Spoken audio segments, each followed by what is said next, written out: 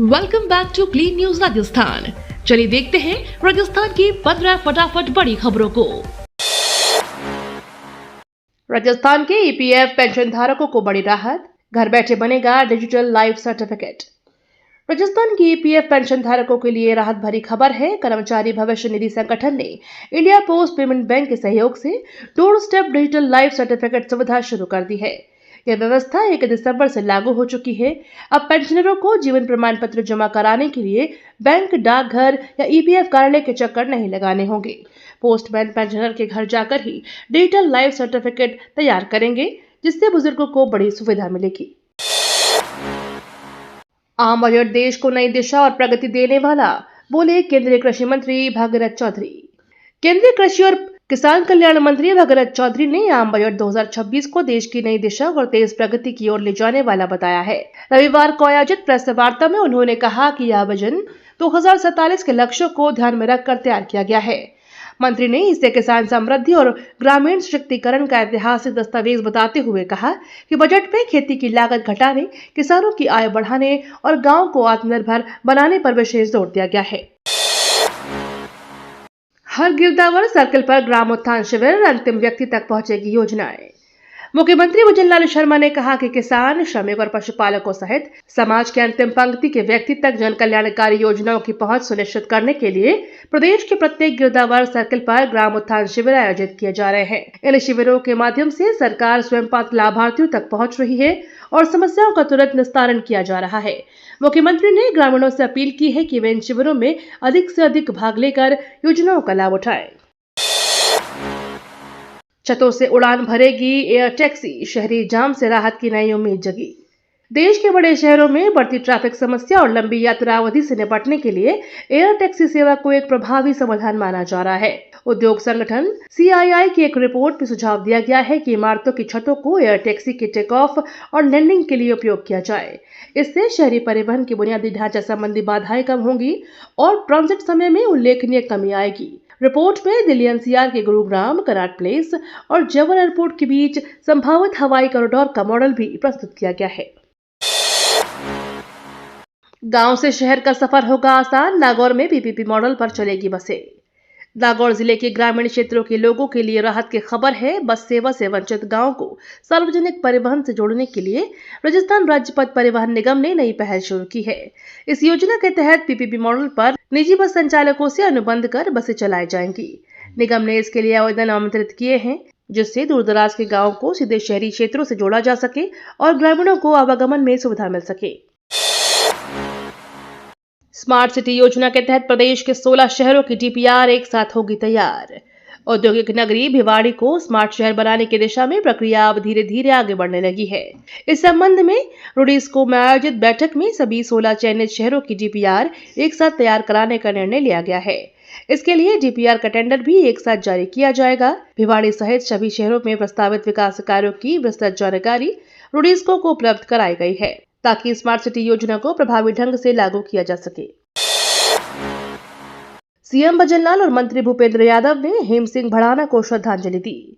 पूर्व कैबिनेट मंत्री और वरिष्ठ भाजपा नेता हेम सिंह भड़ाना के निधन पर उनके पैतृक गांव बघेरी कला में रविवार को शोक सभा आयोजित की गई। शोक सभा में मुख्यमंत्री भजनलाल शर्मा और केंद्रीय पर्यावरण, वन एवं जलवायु परिवर्तन मंत्री भूपेंद्र यादव शामिल हुए। दोनों नेताओं ने भड़ाना के चित्र पर पुष्प अर्पित कर श्रद्धांजलि दी तथा शोकाकुल परिजनों से मुलाकात कर उन्हें सांत्वना दी। इस अवसर पर कई जनप्रतिनिधि और ग्रामीण मौजूद रहे।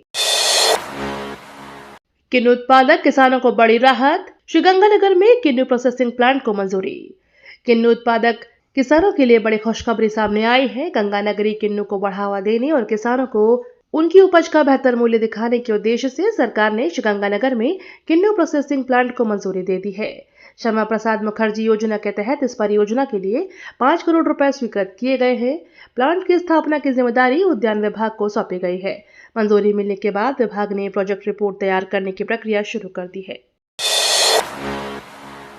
किसानों को भरपूर बिजली की सौगात, अलवर को सीएम भजनलाल शर्मा का बड़ा ऐलान। अलवर दौरे पर पहुंचे मुख्यमंत्री भजनलाल शर्मा ने किसानों के लिए बड़ी खुशखबरी देते हुए भरपूर बिजली उपलब्ध कराने का ऐलान किया है। इस दौरान उन्होंने भाजपा कार्यकर्ताओं के साथ बैठकर आगामी चुनाव की रणनीति पर भी चर्चा की। मुख्यमंत्री ने संगठन को मजबूत करने और सरकार की जल कल्याणकारी योजनाओं व उपलब्धियों को आम जनता तक प्रभावी ढंग से पहुंचाने का आह्वान किया। उन्होंने कहा कि किसानों के हित सर्वोपरि हैं और सरकार इस दिशा में लगातार काम कर रही है। रोज शो 2026 में सिटी पार्क सजा गुलाबों से 500 से अधिक किस्मों ने मोहा। रोज शो 2026 के तहत सिटी पार्क में आयोजित गुलाब प्रदर्शनी ने पर्यटकों और शहरवासियों को खूब आकर्षित किया। प्रदर्शनी में देश विदेश की 500 से अधिक किस्मों के गुलाब प्रदर्शित किए गए, जिनकी रंग बिरंगी छटा देखते ही बन रही थी। फूल प्रेमियों ने गुलाबों की दुर्लभ प्रजातियों की सराहना की। आयोजन का उद्देश्य बागवानी को बढ़ावा देना और लोगों में प्रकृति के प्रति रुचि जागृत करना रहा। विराट हिंदू सम्मेलन से समाज में शक्ति स्मरण, कलश यात्रा और सांस्कृतिक चेतना का प्रदर्शन।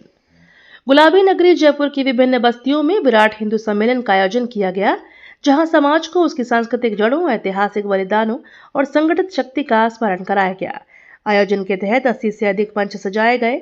महिलाओं ने कलश यात्रा निकालकर महिला सशक्तिकरण का संदेश दिया, जबकि बच्चों ने महाराणा प्रताप, छत्रपति शिवाजी और रानी लक्ष्मीबाई का रूप धारण कर प्रेरणादायी प्रस्तुति दी।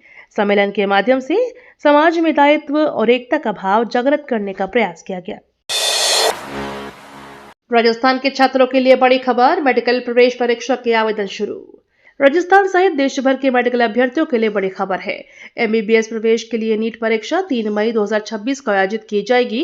परीक्षा दोपहर 2 बजे से शाम 5 बजे तक ऑफलाइन पेन पेपर मोड में होगी, जिसकी अवधि 3 घंटे निर्धारित है। नीट परीक्षा 13 भाषाओं में आयोजित की जाएंगी, जिनमें हिंदी और अंग्रेजी सहित अन्य क्षेत्रीय भाषाएं शामिल हैं। राजस्थान के अभ्यर्थी हिंदी माध्यम में परीक्षा दे सकेंगे। आवेदन प्रक्रिया शुरू हो चुकी है। गांव में गंदगी और जाम नालियां देख भड़के मंत्री दिलावर, सफाई पर उठाए सवाल। शिक्षा और पंचायती राज मंत्री मदन दिलावर ग्राम पंचायत संबलपुर के दौरे पर पहुंचे, जहां गांव की बदहाल सफाई व्यवस्था देखकर वे नाराज हो गए। मंत्री के पहुंचते ही ग्रामीणों की भीड़ जमा हो गई और लोगों ने गांव में गंदगी, जाम नालियों और पंचायत द्वारा नियमित सफाई नहीं कराने की शिकायतें करी। इस पर मंत्री दिलावर ने अधिकारियों से कड़े सवाल पूछते हुए कहा कि यदि सफाई हो रही है तो वह जमीन पर दिखाई क्यों नहीं दे रही। उन्होंने जल्द व्यवस्था सुधारने के निर्देश दिए। गहलोत ने सीएम को पत्र लिखकर जोधपुर की विकास परियोजनाएं शीघ्र पूरी करने की मांग। पूर्व मुख्यमंत्री अशोक गहलोत ने मुख्यमंत्री भजनलाल शर्मा को पत्र लिखकर जोधपुर शहर की ऐतिहासिक विरासत, बुनियादी ढांचे और लंबित विकास परियोजनाओं को लेकर चिंता जताई है। गहलोत ने राज्य सरकार से आग्रह किया है कि दलगत राजनीति के ऊपर उठकर जनहित को प्राथमिकता दी जाए और इस महत्वपूर्ण परियोजना को शीघ्र पूरा किया जाए। उन्होंने आगामी बजट में जोधपुर की विकास योजनाओं के लिए पर्याप्त प्रावधान सुनिश्चित करने की भी मांग की है। 7 सूत्रीय मांगों को लेकर कर्मचारी महासंघ की सद्बुद्धि यज्ञ, 12 फरवरी को हड़ताल। 7 सूत्रीय मांगों को लेकर कर्मचारी महासंघ ने सरकार का ध्यान आकर्षित करने के लिए सद्बुद्धि यज्ञ का आयोजन किया। महासंघ के पदाधिकारियों ने कहा कि लंबे समय से कर्मचारियों की मांगें लंबित है, लेकिन सरकार गंभीरता नहीं दिखा रही है। इसी के विरोध में 12 फरवरी को प्रदेश व्यापी हड़ताल का आह्वान किया गया है। कर्मचारियों ने चेतावनी दी है कि यदि मांगे नहीं मानी गई तो आंदोलन को और तेज किया जाएगा। उदयपुर वर्ल्ड म्यूजिक फेस्टिवल 2026 में सुनों का जादू, जोनिता गांधी ने बांधा समा। झीलों की नगरी उदयपुर एक बार फिर संगीत की जादुई गूंज से सराबोर हो गई है। उदयपुर वर्ल्ड म्यूजिक फेस्टिवल 2026 के दूसरे दिन भारत और दुनिया भर की विविध संगीत परंपराओं का शानदार संगम देखने को मिला। प्रसिद्ध गायिका जोनिता गांधी सहित कई अंतर्राष्ट्रीय कलाकारों ने अपनी प्रस्तुतियों से दर्शकों को मंत्रमुग्ध कर दिया। स्थानीय नागरिकों से लेकर विदेशी पर्यटकों तक सभी संगीत के इस उत्सव में पूरी तरह से डूबे नजर आए।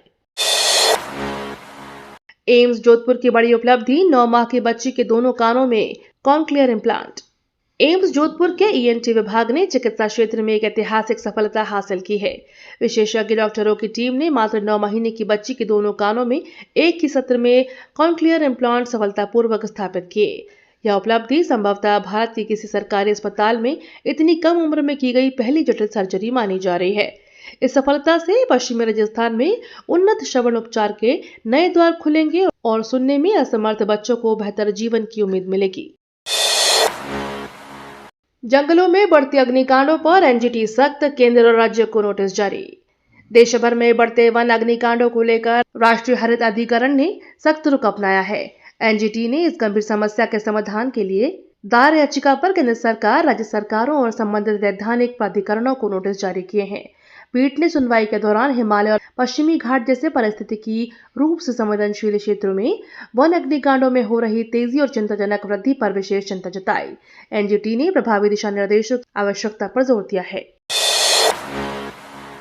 अलवर टाइगर मैराथन 2026 का आयोजन, फिट इंडिया और पर्यावरण संरक्षण का दिया संदेश। फिट इंडिया मूवमेंट पर्यावरण संरक्षण और सामाजिक सद्भाव का संदेश लेकर अलवर टाइगर मैराथन 2026 का आयोजन रविवार को किया गया। सुबह प्रताप ऑडिटोरियम के सामने से मुख्यमंत्री भजनलाल शर्मा, डिप्टी सीएम दिया कुमारी और ब्रांड एम्बेसडर अभिनेता रणदीप हुड्डा ने मैराथन को हरी झंडी दिखाकर रवाना किया। 21, 10 और 5 किलोमीटर श्रेणियों में आयोजित इस दौड़ में देश विदेश के धावकों ने भाग लिया, जिससे अलवर को अंतर्राष्ट्रीय खेल मानचित्र पर विशेष पहचान मिली। खाटू श्याम जी फाल्गुन मेला 2026 में श्रद्धालुओं के लिए 16 स्पेशल ट्रेनें चलेंगी। खाटू श्याम जी फाल्गुन मेला 2026 में आने वाले श्रद्धालुओं के लिए रेलवे ने बड़ा तोहफा दिया है। श्रद्धालुओं की भारी भीड़ को देखते हुए रेलवे प्रशासन ने 16 स्पेशल ट्रेनों के संचालन की घोषणा की है। इन ट्रेनों के जरिए देश के विभिन्न हिस्सों से खाटू श्याम जी तक यात्रा करना और आसान होगा। रेलवे अधिकारियों के अनुसार विशेष ट्रेनें मेला अवधि के दौरान अलग अलग रूटों पर चलाई जाएंगी, जिससे यात्रियों को सुविधा मिले और भीड़ प्रबंधन बेहतर हो सके।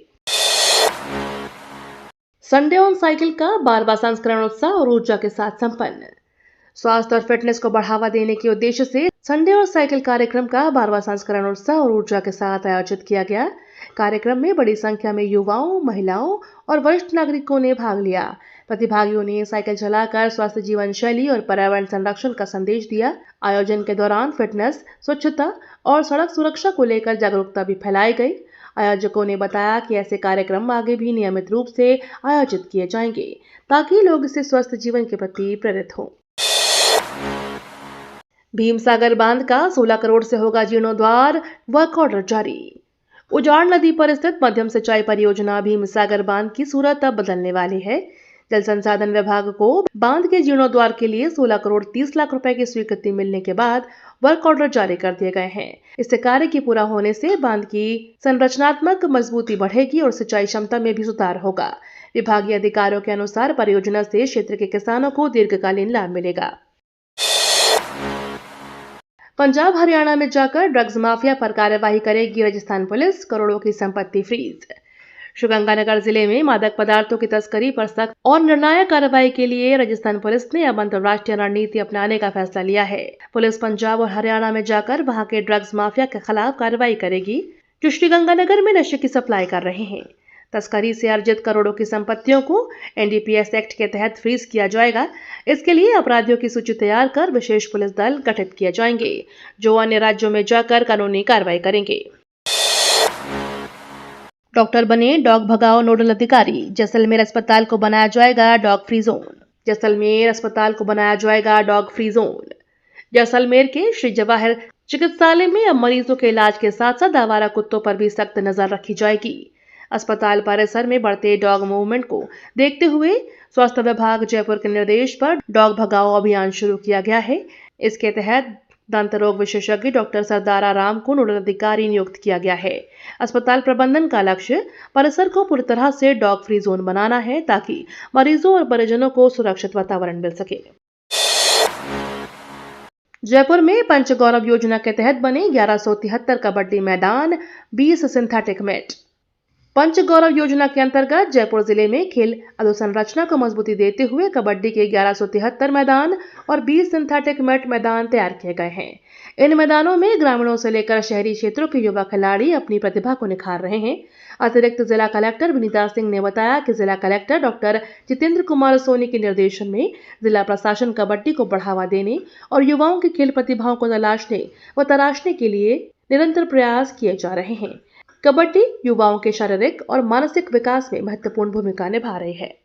ये तो थी राजस्थान की बड़ी खबरें। रोजाना सबसे पहले अपडेट पाने के लिए क्लीन न्यूज राजस्थान को अभी सब्सक्राइब करें।